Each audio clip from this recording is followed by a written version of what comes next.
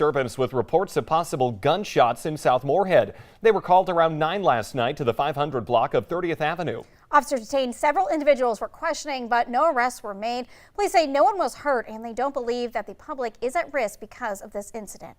And it's usually the first Fargo road to close during a blizzard and one of the toughest stretches to clean out. We're talking about 19th Avenue North. City crews spent all night removing huge drifts of snow just east of the entrance to the Hector Airport. They started around 9 last night. That road is now open. It opened up around 5 this morning. And the cleanup just keeps going after that massive 48-hour storm that dumped snow and brought high winds to the Southern Valley. The Valley Today's JC Dodd joins us live this morning with a look at how much work crews have already ahead of them. Good morning, Casey. Yes, it is a lot of work ahead of them getting these primary roads, which so far this morning I've seen are pretty clear. This is 13th Avenue South in Fargo, and it's looking good. Cars are easily able to travel. Same for 45th Street South in Fargo and University Drive, what we were driving around this morning looking at. But it's when you get to those secondary roads, those residential areas, is when you run into this. When the plows are coming through, they push all of this snow that we got over the past 48 hours that was blown around. This is where it ends up, right here into these snowbanks, blocking in this little cul-de-sac of a neighborhood. My Honda Accord sedan would not make it through this right here. And so it's just a race against time at this point to get all of this cleared up before it turns into ice. I want to show you just how quickly this snowbank right here in this neighborhood has turned into ice. Look, it is already frozen solid, can't get it through. So it's a race against time for both residents and public works crews.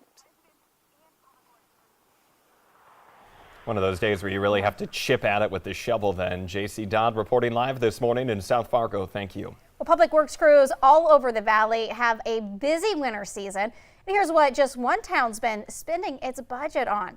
From the start of the season to last weekend, the city of Fargo has hauled more than 11,000 truckloads of snow to the landfill. Street crews have laid down nearly 2,400 tons of salt and sand and sprayed 9,400 gallons of brine on roads around town. Again, that was even before the double whammy of winter weather, so those numbers, they're much higher right now. This morning, we're still dealing with the impacts of that blizzard as well in the winter cleanup. 4 flights out of Fargo canceled. Grand Forks also canceling flights this morning. Good morning, Lisa. Good morning. Yes, it's tough out there this morning because of the cold now. And of course, you guys were just talking about that. It's not completely clear on those roads as well. So take it easy as you're traveling here today. You don't want to get caught out in wind chills like I'm about to show you. We've got a wind chill warning in effect for a good portion of North Dakota and parts of Minnesota right along the Red River, right along the borders with the Dakotas here. And then to the east, a wind chill advisory is in effect as well. Until noon today, we'll see that warning in effect when we'll have the coldest of those wind chills. But we're going to have these headlines for a while here this week because of conditions that are so frigid.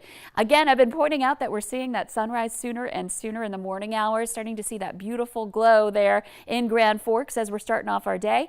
And in Grand Forks, well, it doesn't feel so beautiful. We're at 20 degrees right now, below zero. It's 37 below for your wind chill. So again, we've got to factor that in. The winds aren't that strong. We're looking at about 5 to 15 miles per hour, which is great to stop that blowing snow that we've had for days on end. Well, we are still looking at that wind being strong enough to bring our wind chills down into that range simply because our temperatures are so low themselves. 13 or 15 below in Fargo, 31 below your current wind chill. Thief River Falls is at 23 below and we're close to 40 below our wind chill there. Same thing in Devil's Lake. We've had some areas dropping into the 40s below. Right now, Devil's Lake reporting a wind chill of 39 below and a temperature of 20 below. And Bemidji, one of our coldest spots, at 21 below right now, and lots of wind chills into the 30s and even down to near 40 below in some parts of the valley. So bundle up is the bottom line here today. Especially if you're going to be outside for a while doing some cleanup, you're going to want to stay warm and take some breaks too. Get inside and warm up here. We're looking at some clear skies though, quiet conditions around the valley. This is great to see.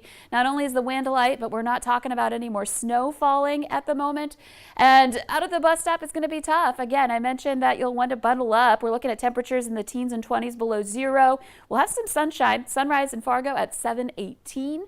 And the important thing to point out here is that wind. It's out of the northwest or west. and we're seeing wind speeds in the single digits, 5 to, again, 15 miles per hour today.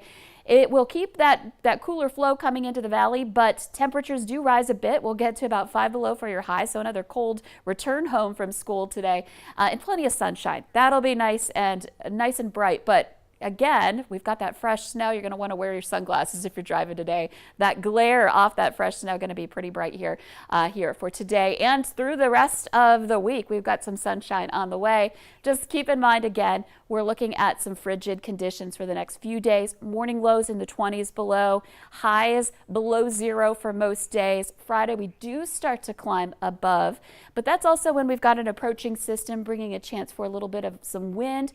Perhaps not as strong as wind we've seen recently, but we'll keep an eye on it for you. And milder, relatively so, heading into the start of next week and the start of March as well. Thank you so much there, Lisa. A third day in a row of weather and road trouble is delaying the start of dozens of schools in the valley this morning. 4 dozen districts contacted us about opening late. Now, most of them by 2 hours. Well, you can also check for your school online. Plus, we're calling those delays on the bottom of your screen. A lot of those schools 2 hours late this morning because the roads are still a bit difficult out there. Let's get a check of them. We want to head to one that is most updated right now. West Central Minnesota, when we first came on this morning at around 4:30, still had roads that were closed around the Wahpeton and Wheaton area. However, this morning now, Highway 75 and 210 have since reopened. So they are open this morning. However, they are still partially covered with snow. That is this light blue that we see going here through West Central Minnesota. However, taking a look at other main roads, I-94 from Fargo down to Alexandria, it's green right now. That means we are talking about seasonal conditions.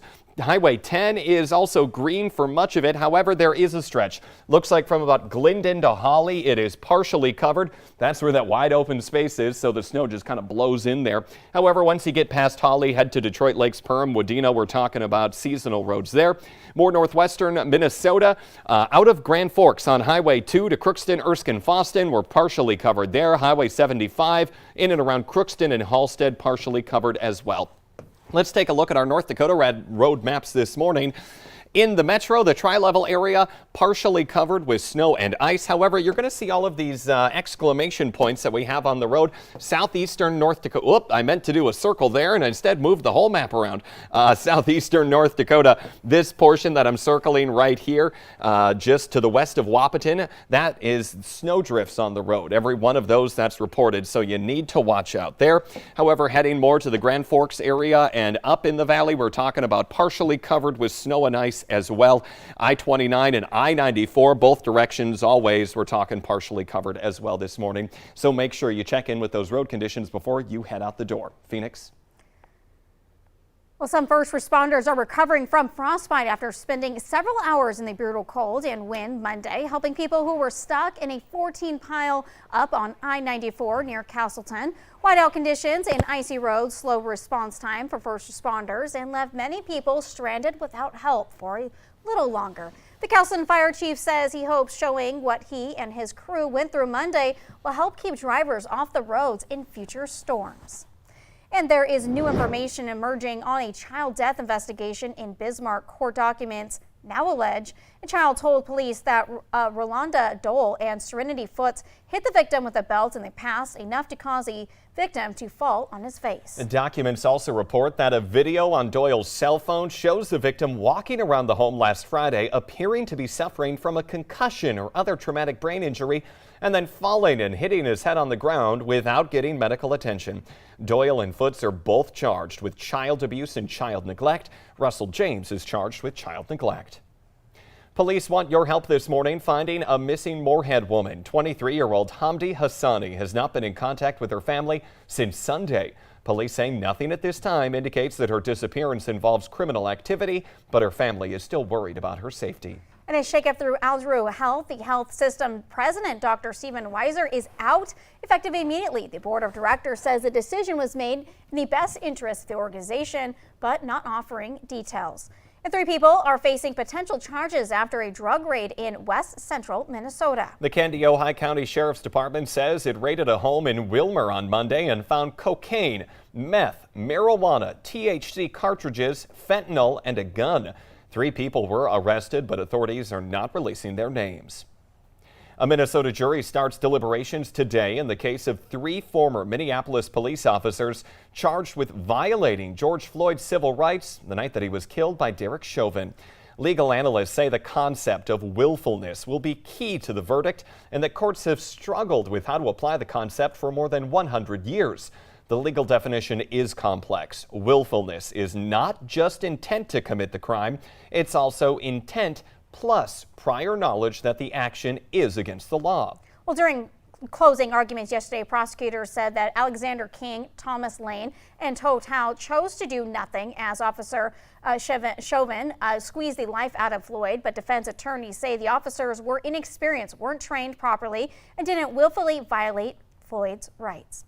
And today we're expected to find out who will lead NDSU. The State Board of Higher Education is conducting final interviews today with the top 3 applicants. The top 3 candidates are David Cook, Hisham El-Rawini, and Mary Holmes-Claus. The new president is expected to be announced sometime this afternoon. Well, iced over, lit up, someone in South Fargo is channeling their inner Alaskan, or, the inner North Pole. Check out these cool igloos along University Drive. We spotted it on the corner of South Avenue South. Yeah, there it's right along University Drive and 7th Avenue South. Hard to miss it right there. Take a look at your screen. They made dozens of blocks of ice, colored them, and then stacked them and lit them from the inside. We're not sure, though, if someone is spending the night in there, actually. That'd be a very chilly night if they had to do it out there. Oh, absolutely. I don't know if I could do that. I could definitely walk by and check it out, though. Yeah, sure. Enjoy the beauty of it. Not going to sleep in it. Yeah. Anyway, remember the Today Show and CBS Mornings are just about to start, but the Valley Today rolls on. We have more live up-to-the-minute news and weather coming up for you on the Fargo CW. That's where Lisa Green is tracking that wind chill warning in the region right now. Have a great day, everyone.